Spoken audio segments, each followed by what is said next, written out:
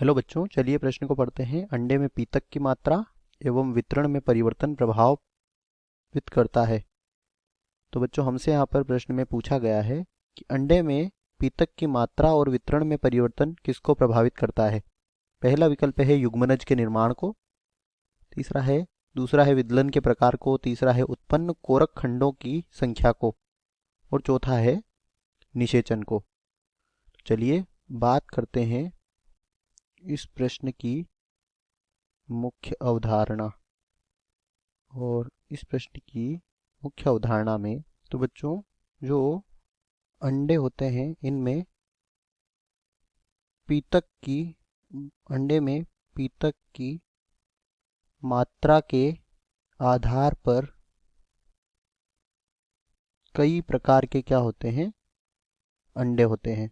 और बच्चों, जब अंडे में पीतक की मात्रा में क्या होता है, परिवर्तन होता है, तो इसके कारण इसमें जो विदलन का क्या होता है, प्रकार होता है, उसमें भी विदलन के प्रकार में भी परिवर्तन आता है।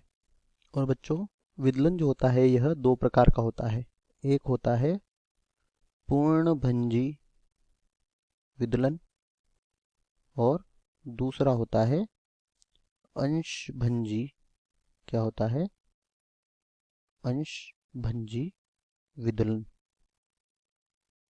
और बच्चों, पूर्णभंजी विदलन जो है यह अपीतकी, इसके अलावा अल्पपीतकी और मध्यपीतकी जो अंडे होते हैं इनमें यह विदलन होता है। तो बच्चों, जो अपीतकी क्या होते हैं, अपीतकी अंडे होते हैं, यानी कि जिनमें पीतक नहीं होता, इनमें कौन सा विदलन होता है, अंशभंजी विदलन होता है। तो बच्चों, बात करते हैं विकल्पों की। तो पहला है युग्मनज के निर्माण को। तो युग्मनज का निर्माण नर तथा मादा युग्मक के संलयन से होता है, न कि अंडे में पीतक की मात्रा और वितरण प्रभाव परिवर्तन के कारण यह इसके कारण प्रभावित नहीं होगा। इसके बाद विकल्प 2 दिया गया है विदलन के प्रकार को। तो बच्चों, जब अंडे में पीतक की मात्रा और वितरण में परिवर्तन होता है तो इसके कारण विदलन के प्रकार में भी परिवर्तन होता है। तो यही हमारे प्रश्न का उत्तर होगा।